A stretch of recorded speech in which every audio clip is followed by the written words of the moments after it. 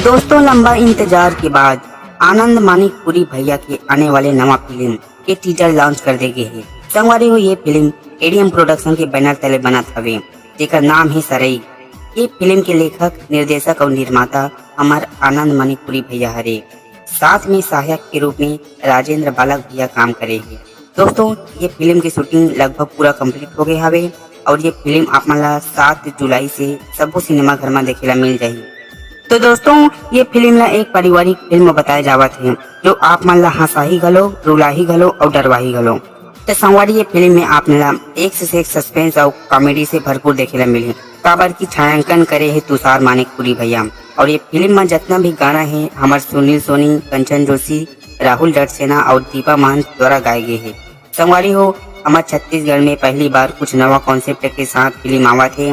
जैसे ले शुरू हो गए माया के कहानी ला भरपूर प्यार दे हो, वैसे यह मूवी ला दे हो।